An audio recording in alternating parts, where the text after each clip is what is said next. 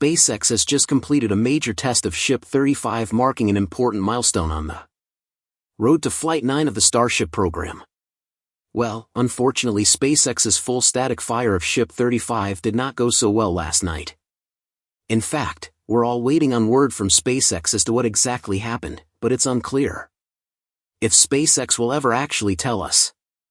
SpaceX is steadily, albeit slowly, progressing towards Starship Flight 9 with recent milestones, marking critical steps in the pre-launch campaign. Now, this came shortly after a successful static fire that SpaceX had, only involving a single engine, demonstrating an in-space burn. They posted about it on X and they said Starship is preparing for their NINF flight test. But now it really is up in the air as to when Flight 9 will be. Granted, it's great that this happened on the ground. Obviously, we don't want to lose another ship during flight. It's been nearly a month since Booster 14's static fire test, and attention has now shifted to Ship 35 as it enters the spotlight. By the early hours of April 29th, just after Ship 36 returned to the production site, Ship 35 made its way from Mega Bay 2 to the Massey test site. This move came about 2 weeks after Ship 35's Raptor engines had been delivered and installed, signaling readiness for testing. In fact, slowed down, you can see something fly out of the flame trench and then a blue flash follows.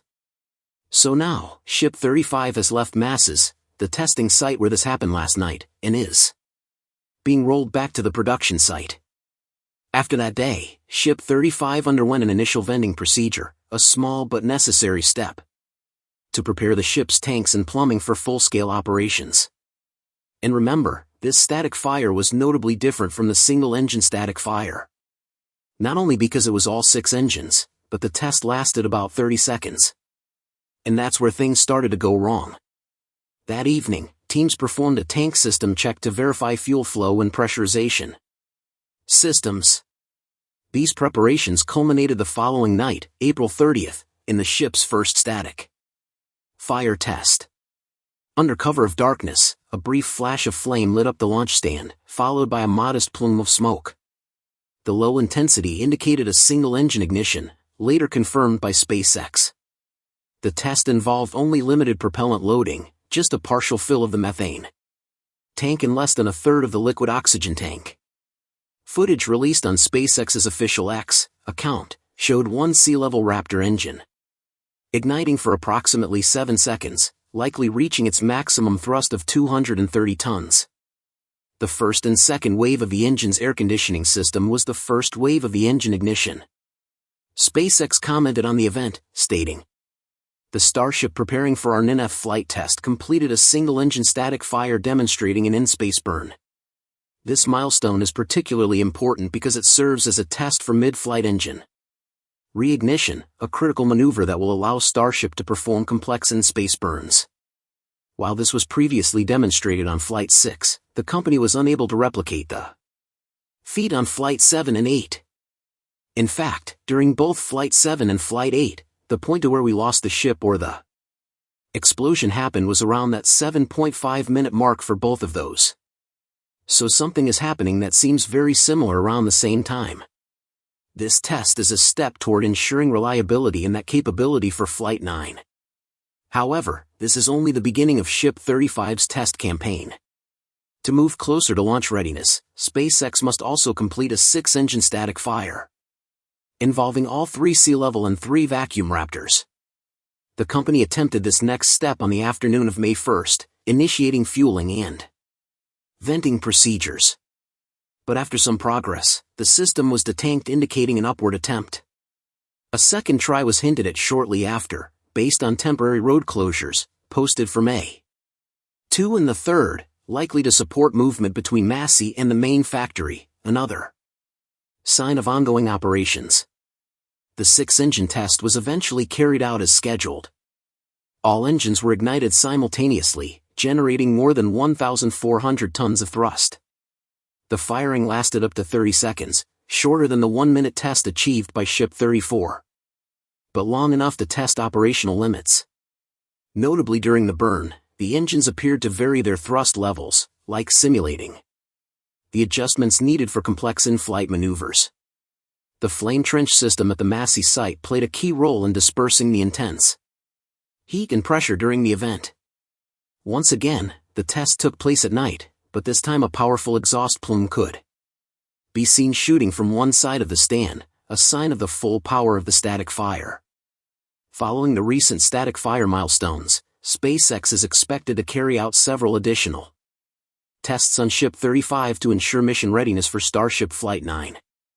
These may include further single-engine firings involving different combinations of sea level and vacuum raptors, as well as tests using varied propellant levels. Such trials are vital for uncovering potential issues under diverse conditions and for fine-tuning system responses before launch. Well, once those final tests are completed, Ship 35 will be transported back to Makeup A2.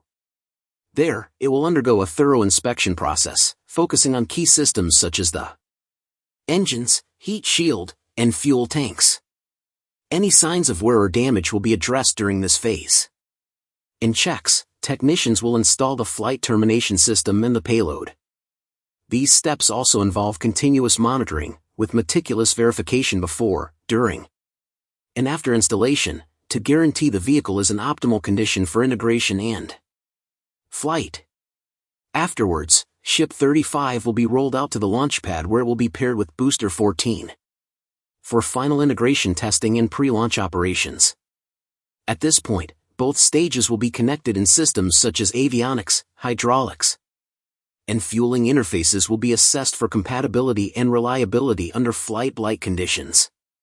Now comes the big question. When will Flight 9 launch? Based on the current pace, we can make an educated guess. Booster 14 has already completed key steps, including the installation of the hot staging ring, and likely the FTS, meaning it's essentially ready to move to the pad at a moment's notice. In contrast, Ship 35 still has to go through several checkouts and installations, which could take about a week or more, likely from May 3rd to mid-May. After that, assuming SpaceX performs a wet dress rehearsal, which would add a few more days, the launch could occur around the 20th. While this may feel like a long wait, especially as it'll be more than 2.5 months since Flight 8, it's important to remember that precision and safety are the priorities. A longer preparation cycle means SpaceX is being cautious, working to ensure a successful mission rather than rushing to meet a schedule. Given the ambitious goals for Flight 9, this careful approach is fully justified. So hopefully they can solve it on the ground, and as much as this sucks and is a setback, ensure that the team is not happy about this. It's way better than having it blow up again and having another FAA investigation. In short, we're getting very close to the next big step in Starship's journey. If you're as excited as we are, comment "Let's Go 9" to show your support for SpaceX. So hopefully they can solve it on the ground, and as much as this sucks and is a setback, ensure that the team is not happy about this. It's way better than having it blow up again and having another FAA investigation. In short, we're getting very close to the next big step in Starship's journey. If you're as excited as we are, comment "Let's Go 9" to show your support for SpaceX. And don't forget to like the video and subscribe to our channel to stay updated on Starship and other exciting developments in the aerospace world. Well, Mr. President, they say I wear a lot of hats. And as you can see, it's true. Even my hat has a hat.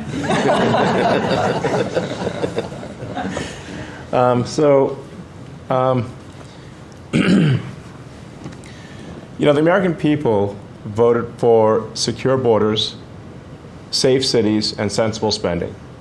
And that's what they've gotten. In the first 100 days, as everyone has said, it's more than has been accomplished in any administration before, ever, period. This portends very well for what will happen for the rest of the administration. I think this could be the greatest administration since the founding of the country. Well, we all want to thank you for your help. You really have sacrificed a lot. Been treated very unfairly. Well, they do like to burn my cars, which is not great. It could be better. But you have been treated unfairly. But vast majority of people in this country really respect and appreciate you, and this whole room can say that very strongly. You've really been a tremendous help. You opened up a lot of eyes as to what could be done, and we just want to thank you very much. And you know, you're invited to stay as long as you want. At some point, I guess he wants to get back home to his cars and his.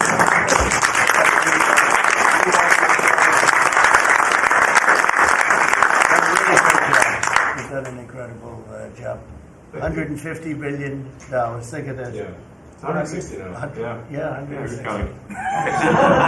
They said, "Oh, it could have been more." And a lot of stuff is being worked on. That number could be doubled and even tripled. A lot of things are being worked on that we don't count yet because it's not quite there. But you've done a fantastic job, and we appreciate it very much, Elon. You know, thank you. And it's also an honor to work with your incredible cabinet. I just like to say thank you, everyone, for it's great to work with you. Thank you very much. Thank you.